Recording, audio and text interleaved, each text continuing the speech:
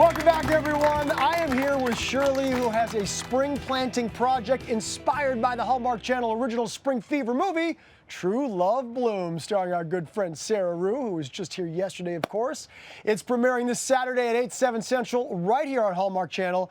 And I gotta say this, I think everybody that watches this show knows that this movie really, I mean, you can identify with the story. Totally. Well, Sarah plays Victoria George, who's the community garden manager. Yes. Well, that's what I do in real life. And it's so fun to watch her because she's so passionate. She is upset because somebody wants to buy the land or has bought the land and wants to convert it to condos, and she knows the importance of community and how it brings people together, so she wants to preserve it. So you're gonna have to watch and see what happens. If there's a sequel, you've got to make a cameo in the sequel to this movie. I know, it's really. perfect for you. Okay, so today's planting project is perfect for spring gardens, whether it's community gardens or otherwise. Tell us what we're doing today, although I pretty much have figured it out. Okay, well, we are talking about these heavenly hydrangeas. Yes. Because they are one of the most beautiful plants that you can have in your garden. Now, take a look at, today we're talking about only one type, which is the French or the mop head hydrangeas, which is kind of like the princess of the ball. Yes. But look at these colors. We've got blue, these gorgeous dark purple, well, purple and pink, red, a beautiful seashell pink.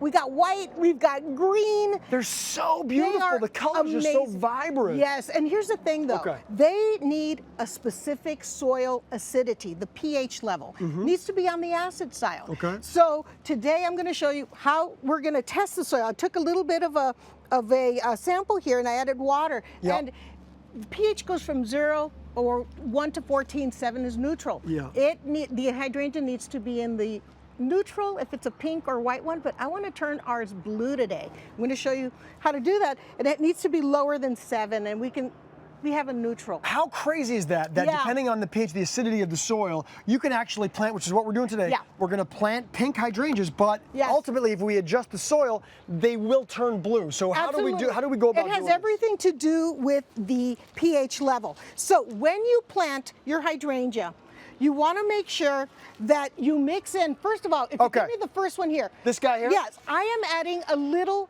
fertilizer, but it's a special type of fertilizer, guys. When you go to the garden center, look for a fertilizer that says it's for camellias and azaleas because those are acidic loving plants. So it needs a very acid-based type of fertilizer. And then we have an acidifier because we want to lower the pH because, again, we want to turn this into blue like that beautiful one there at the corner. Isn't that gorgeous? Just by adjusting the acidity of the soil, which is what these things do, the fertilizer and this acidifier. It's got sulfur in it, so you mix it in first. And then you put your plant in. You don't want to put the fertilizer directly on the root ball. You don't want to put the acidifier. And then something really important, Cam. Can you hand me the mulch? Like a handful or the whole thing? The whole thing. And just pour it in? Yeah. The reason for this, guys, is that we want to preserve the soil moisture level. We want to make sure that it doesn't dry out, and mulch always helps. So that is the basics of starting to turn our beautiful hydrangea blue. Okay, so we've adjusted the acidity of the soil. How long is it going to take to go from pink into blue? Okay, well, it takes a little time. It's a chemical change. So we did it right now at planting time. In about 2 months, I want you to go out, check your soil, do a soil check. It should be becoming lower. This should start turning a little purplish, but it might take the year.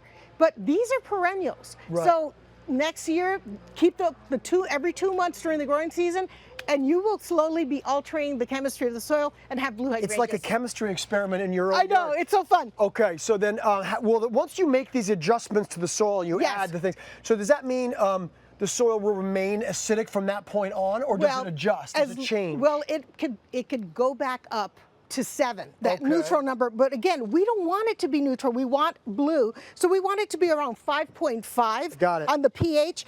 And you want to make sure that you give it a lot of water and right after planting, and then always check it to make sure that hydrangea does not dry out, ever. Very good. Can you just go out and buy acidic soil? Is that an option for people? Yeah, no, you can. As a matter of fact, I have a bag there of acidic soil. You can start off. That's perfect for pots. But if you're going to do a whole landscape and plant in the ground, you're still going to need to have acidifiers and things like that. Okay, I'll take that for you. You're still watering? Yeah. No, but on this note, because you mentioned obviously you got to make sure that they're well hydrated. Yes. To what level? I mean, Hydrangeas. So Yeah, hydra. You got the word, guys, Listen, right? it's like a Latin-based shirt. It needs so much water, it's giving it in its name. Okay. So I would say that you check it, especially when you first plant it, that you water at least a few times a week. Okay. And in the summer, it needs a lot of water.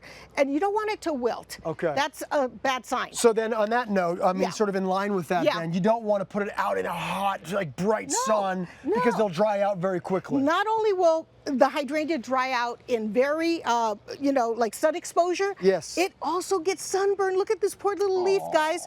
When you see your leaves like this, that means it's been scalded. And then what you're going to need to do to remedy it is remove the bad leaves. Here you go. That's for And me. then give it a really good dose of water. If it's in a pot, put it in a basin, let it drink the water, and rehydrate it. Okay, and you can do that. Oh, absolutely. Very good. And what about full shade? I know what we talked about partial Yeah. shade so far, but will they do okay in full shade? You know what they need, Cam? They need morning sun. I see. So a patio would be great. If you're in a really hot climate like LA, Arizona, I would say definitely put it in a patio or in the shade garden. It brings a lot of color to a shade garden, shady area. Now, you know, I got to ask about the fact, you hear about this a decent amount. People at home might know this also, that hydrangea are toxic to animals, right? Yeah. So talk to me about that. You know, I would suggest that you keep your dog and cat well fed so that they're not looking for your plants. And they to don't. eat, I mean, my right? dog doesn't eat plants, Right, but you know, no, just in never know. case. Yeah. But yeah, you know, the seeds, the stems, some parts of the flower. So if you have a grazing pet, you know, maybe you shouldn't have a hydrangea or put it somewhere where it's not accessible, like in a tall pot or something. But yeah, you have to be careful about that. I mean, thank care you, about our Shirley. cats. This is, I mean, that's right. Cats, they'll nibble on the plants and things around your house, some Yeah. grass and everything. Hydrangeas they're just magical. They sure really are. They're kind of magical, just like you, Shirley. Thank And I you. mean that. I really do. Aw. Get more information from HallmarkChannel.com and on Shirley's website as well. And don't forget to plant yourself in front of the TV this Saturday at 8, 7 Central for the premiere of True Love Blooms, everybody.